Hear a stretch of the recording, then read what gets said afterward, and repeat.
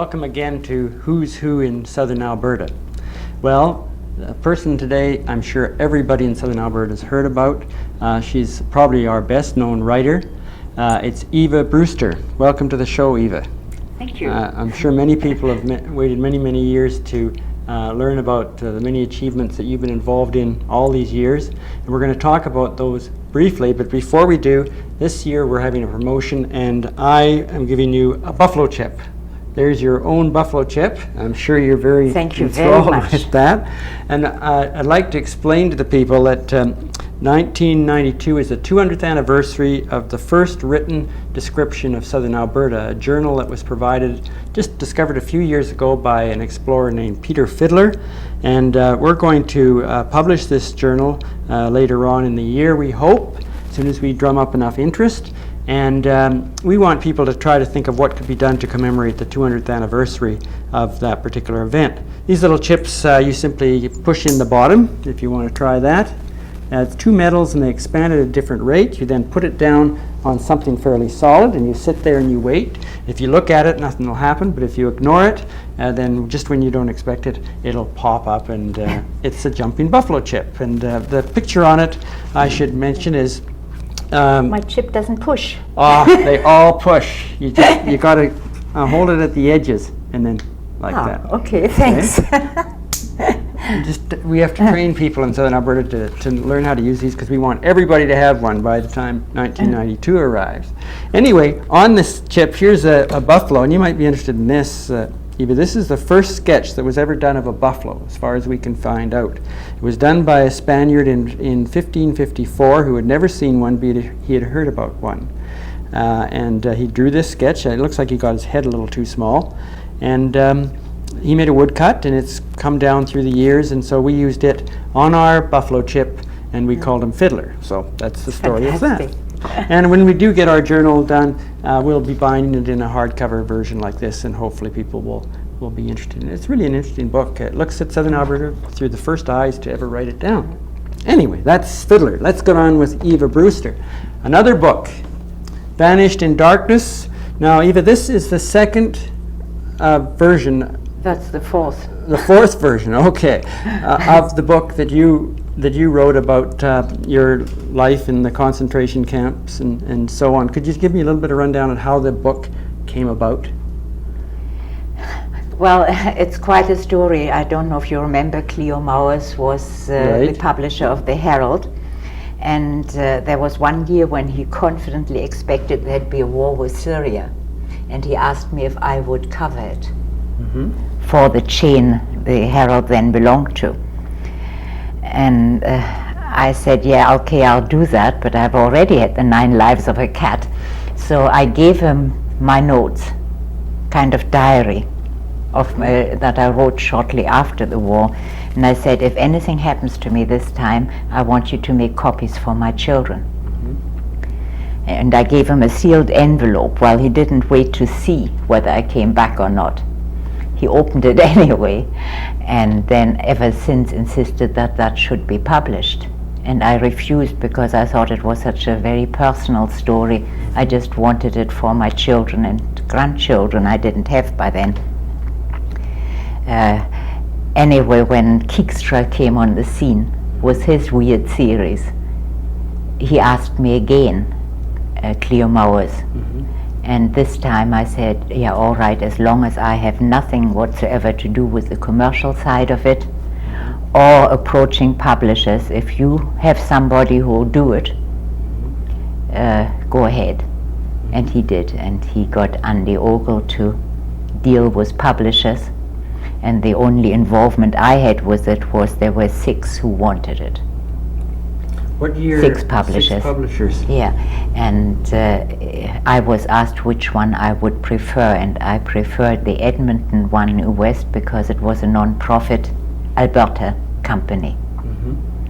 So what year did the book come out? I think it was in 85. I think it was printed late in 84. It tells you somewhere in the book when it first came out. It was a bestseller right away, wasn't it? Well, it depends. I have no idea how many copies were sold. I dare say. Right? And then they've brought out, you say that's the fourth, did you say, version? This is the fourth? There was a hardcover, a paperback cover. Then a few years later, this ghastly thing with a swastika on top that I hated and without the photographs. And this one came out in March this year. So that's now, is each book identical to the other, or do they keep... Well, this is a little updated, but it's only updated in that it mentions that my husband died and that my mum died last year in October. And something else the previous book didn't have was the honorary degree I got from the Lethbridge University. Now, I'm sure a lot of people are familiar with your work from many years that you wrote for the Lethbridge Herald once a week, I think it was, wasn't it? Yes. In your series? Yeah. Now, I hear you're still writing. Well, I write for weekly papers now. This is and which ones are those? Well, it's the Review in Raymond and the Cardston Chronicle. So, And from time to time I get requests for certain articles from other papers. I'm sure people would be interested in knowing how you got to Southern Alberta. It seems, we don't have very many people that have done so much in Southern Alberta. How did you get here? Well, my husband got here. Okay. And since I was attached to him, I noticed we got here. From the who's who here that you were originally a physiotherapist. Yes, well, I took that up after the war. I was married and my husband went back to university to finish his veterinary studies, and I caught up, I wanted to help us to get independence. Mm-hmm. So I got the equivalent to our 12th graduation, which I had missed, and that was a cinch. And then entered college and graduated as a physiotherapist 3 years later, and worked in a rehabilitation hospital for a couple of years until my husband had his own practice, and then I gave it up and helped him. And it was he who took me to Africa, because he was then recruited by the then colonial office and later worked under the United Nations in the Cameroons and was Director of Veterinary Services for the Cameroons and Nigeria under the United Nations. How many years were you there, and how long? From 1953 until 1962. Did you like it over there? Hot? In the Cameroons we were on a very high plateau, and it was beautiful. It was hot in other places, but we had very comfortable homes. I can't say I liked it very much, but it was an experience I wouldn't have missed. The reason I didn't like it was that the Foreign Office sent out inveterate snobs, and who insisted sending their children to boarding school from the age of 3. And the women generally were very miserable. They got terribly bored, and they started having booze parties from about 10 o'clock in the morning till late at night, and that wasn't my cup of tea. So, but on the whole, it was an experience I certainly wouldn't like to have missed. One of the questions I asked Joan Waterfield the other week when she was on was where culture shock, I guess you could call it. You had a very wide background. I think probably in the earlier years you came to Southern Alberta. Did you suffer culture shock when you came into this area?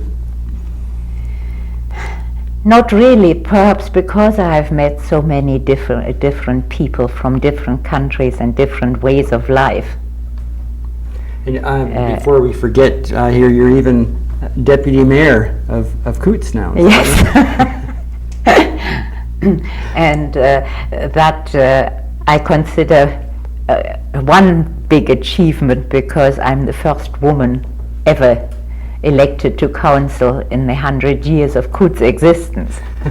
And the population of Coots, you were telling me? It's under 500. I can't tell you exactly. It's over 400 and under 500, I think. Before we forget, I know we're going to be jumping around here, but you were mentioning about the book when you started off, and you mentioned about some things that may develop from the book. Are you at liberty to tell us about any of those things? Sorry about... the airplane ride, remember? Well, it's no secret, nothing may ever come of it. But I was in Europe in May, 4 months, and I flew back from Nice to London, and the gentleman in the window seat next to me had offered me a seat, which I gratefully turned down, and then he told me that he was a film producer from Los Angeles, and he had come from the film festivals in Cannes. Anyway, we got talking, and I told him that I came from Alberta and was going to stay in England for another few weeks and then going home.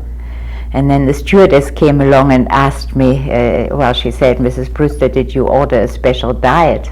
I said, "Yes." And then he turned around, he said, "You're not the Alberta writer." I said, "No, I'm not the Alberta writer, I am one Alberta writer." Well, he then asked me if I had written that book, and I had to admit I did.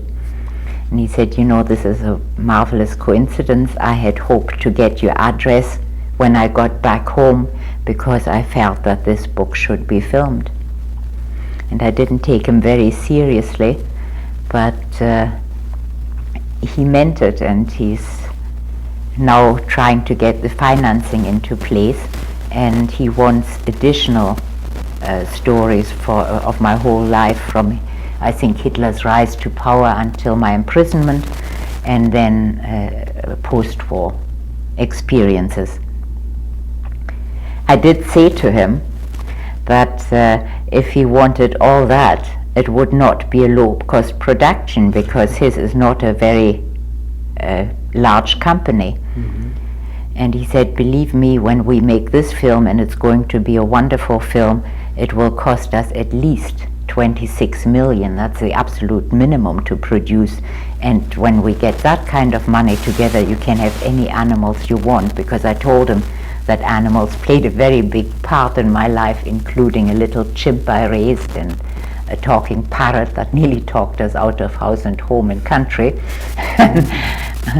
So he reckoned that would be fine. So that's as far as it got. That's pretty exciting. Now I'm using the summer break I take from newspaper writing to get this synopsis he wants together. So now the whole new world of the film. Are you familiar? Have you worked with film at all? No, the only things I have worked with, I have been a commentator on television at one time, mm-hmm. again in my somewhat younger days, and swore I would never go on television again. So. Some of the other things, there's so many things I'd like to talk about, and I know we're going to run out of time before we get that far. So let's just move along here for a while. You've been the best award. There were some awards, some Chatelaine Award. Was that one of the awards you got? Miss Chatelaine. Tell us about that. That was a long time ago. I can't remember. 1976, I think. Anyway. This is the magazine we're talking about, isn't it? That's the magazine, Chatelaine. And could you tell us how that came about? Well, they had a kind of competition and looked for interesting women across Canada. And they wanted stories of why anybody would live where, and what they were doing. So I wrote to them and said that I am a writer, more or less what I have done. Mm-hmm. And if I had any, they asked why people were doing this. And I said, well, if nothing else, I wanted to prove that you can live in a very small, out of the way village, prairie village, mm-hmm. and still have an impact on your society, regardless of your age or your position. And I wanted to show that a middle-aged woman can make a mark and achieve something. Mm-hmm. So they sent a reporter to Coutts, all the way from Toronto, and she arrived in the middle of winter in deep snow with high heels, a floppy hat, no gloves, no coat, and she was about as much out of place as I would have been in a bikini or in a beach. And anyway, she asked me such an impossible question, but what came out of it was then that they, for some reason or another, made me a Miss Chatelaine. So. Another thing I notice here, it says imported the first solar heating system in the Kibbutz area. Tell us about that. Was 14 years ago, and I originally got it from Israel, and the whole installation, including the collector tank and transportation, cost me $150. And I did that really as a school experiment, and it's still going strong. Is that right? In summer I wouldn't need any gas at all because it heats all the water I require. Now this is on your home, is it? That's in my home. Oh, I see. Yeah. The I think I mentioned to you earlier, one of the ladies that I have working for me did a report on you at university, and you said lots of people have done reports on you. Now, one of the things she says that she mentioned that you were interested in the kibbutz. Kibbutz, is that kibbutz? Right? Kibbutz. Yeah. Could you tell us something about that, or has she got her facts incorrect? Well, I haven't read her story, you are familiar with the. Yes, I was. Well, the first time I went to see a kibbutz was when my husband was posted to Nigeria, and he was posted straight into a very primitive area in the bush. And we had a baby by then, and she was only 3 months old, so he didn't want to bring us out until we had some civilized surrounding and, you know, whatever a baby might need. So I was supposed to spend time till he could get me over with my aunt in Italy on the Italian Riviera. And when I got to Rome airport, I met a couple of guys who had been officers in the 7th American Army, where I had been an interpreter immediately, well, in fact, before the end of the war. I had worked with these officers, and they now were on their way to Israel to study the soil erosion problems and what they had done in Israel to deal with it. And one of their number had fallen sick, and they asked if I'd like to come on their plane with them and see for myself what Israel was like. Well, at that time I really didn't have enough money to pay my own fare, and I was dying to see it, and my mother was already there. So I accepted and sent my aunt a telegram and said I wasn't coming. And my stay in Israel then turned out to be 8 months, because that was the time it took my husband to get back to Lagos, the capital of Nigeria, and get us a house and people to work for us and all the rest of it. Now, in your writing today, what is the favorite thing you like to write about? Do you have any favorites? I have no favorites. Whatever interests me, whatever I think ought to be discussed at any particular time. Oh, so do you have a little book that you keep track of, saying, hey, someday I'm going to write about this, and someday I'm going to write about that? Or? I usually have, but generally there are so many new events that I never get round to that. But at the moment, I think what I have in mind, unless things change very much. Do you remember how many years ago was it when Israel bombed a nuclear reactor in Iraq?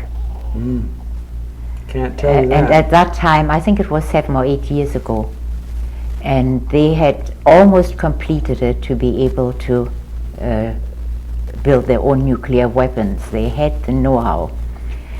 And at that time, the whole world was down on Israel for doing that. And now I think they should be very grateful, because Iraq wouldn't hesitate to use it. Right. Yeah. So. Are there certain causes that that you're really into? The Green Movement, for example, or children's educational programs?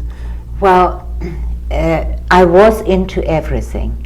I have to, because of council work and commitments on various boards, and something new cropping up all the time, like this film deal, I have to pull back my horns a little bit. And you know, I can't do as much. I'm hoping to get some other woman to run for council when the next elections come around, because I hate to give it back to the men, because I think we have more interest and more time for our community. So far, I haven't been lucky. They all said, when I tried last time, they said, well, please stay on council. We'll maybe next time. So next time I'll try. Are there certain your pet causes, getting back to this, are pollution, tourism? My pet causes are starving children across the world. There is no need for children to die in the numbers they do.